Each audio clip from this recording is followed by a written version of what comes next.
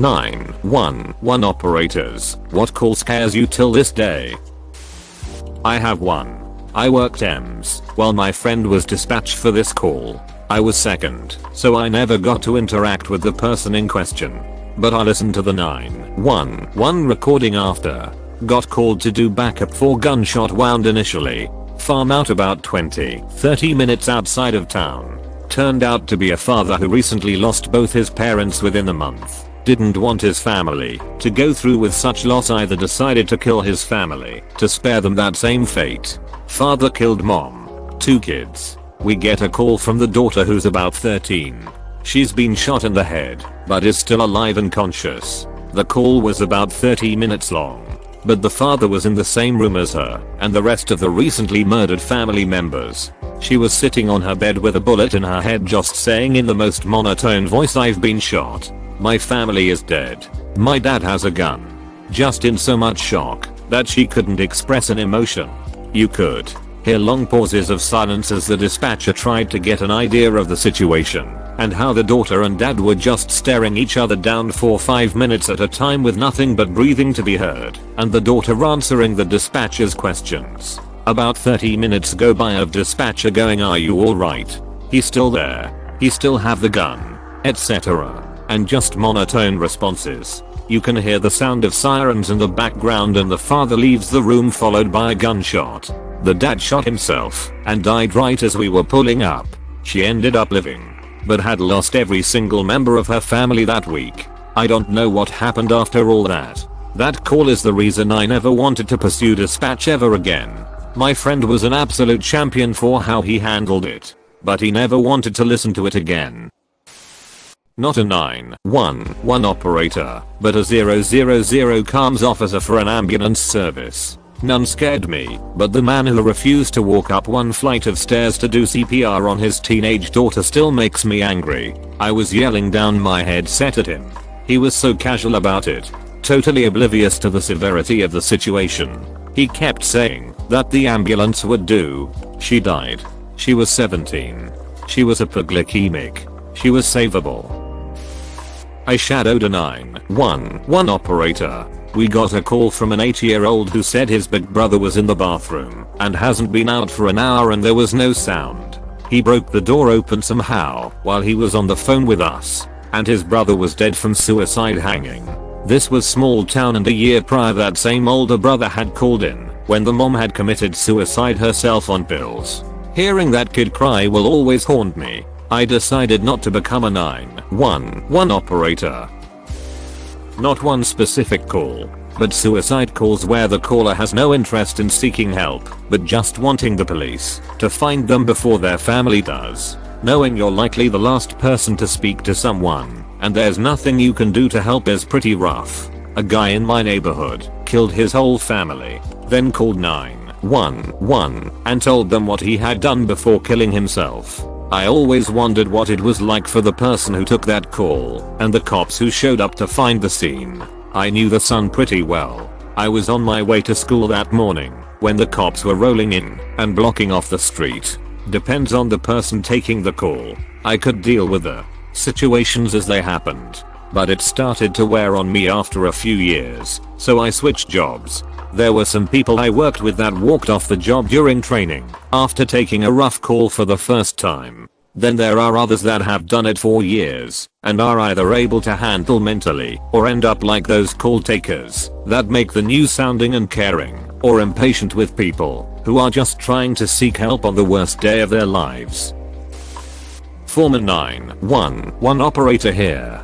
Sometimes the calls that stick with you aren't the most physically traumatic. I once had a call from a 17-year-old kid who came home from a sleepover to find that his mother had moved. Just packed up his sister and everything in the house and left while he was gone with no forwarding address or information. She also turned off his cell phone that morning, so literally the only number he could call was 911. He was trying so hard not to cry, and his voice was shaking as he kept apologizing to me for calling 911. He just didn't know what else to do and had no other family. She also took everything, so all he had was a couple of things that he had taken to the friend's house. He told me his 18th birthday was in a couple of weeks and he literally had nothing. The officers that responded took him to a shelter. I think about him often.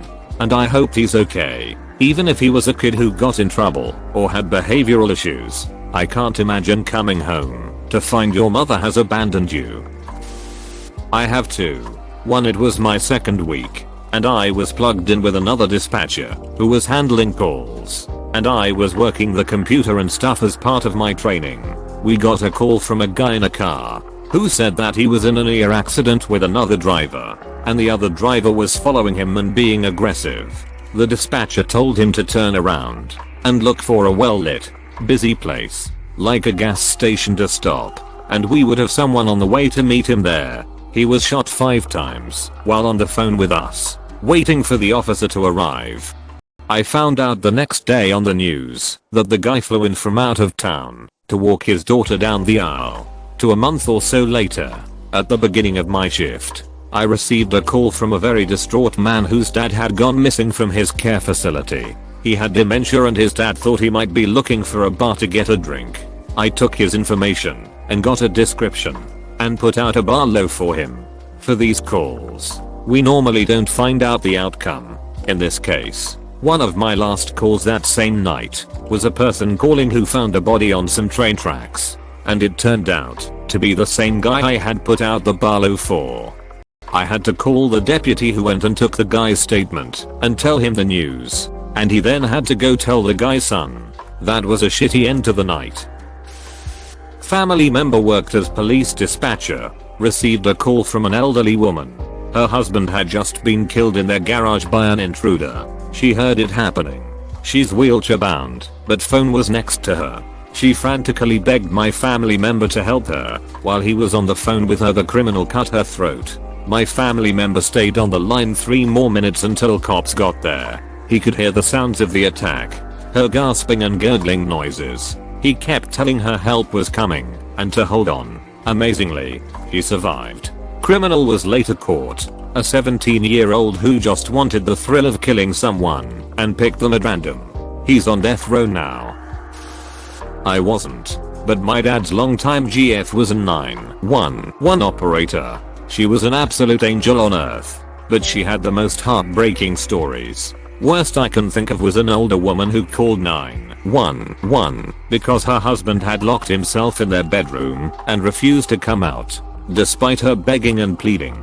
The lady exclaimed, "He's in there and he has a gun. Please hurry." While the operator was trying to keep her calm and talk her down, she heard the unmistakable pop of a gun. I can't imagine the wailing on the other end of the phone after that poor lady had to listen to her husband committing suicide through the door. Every call where someone is reporting an unresponsive relative, some will let you walk them through the CPR process if they don't know it. Some won't. Every one of them, you hear the caller at some point pleading with the patient to not leave them. Most times they do though. Parents, spouses, children. I've had them all call. Never gets easier. My husband died of a sudden heart attack. I feel terrible for the 911 operator who took my call. He had passed by the time paramedics got there, so the guy on the phone with me had to listen to me scream and cry and beg. I cannot imagine having to hear that at my job. Got a 911 call with just screaming. Nothing intelligible. Just the loudest screaming you've ever heard. I started officers to the house. Then a kid started yelling that her uncle was trying to kill her, her sister, and her grandmother. She started screaming again.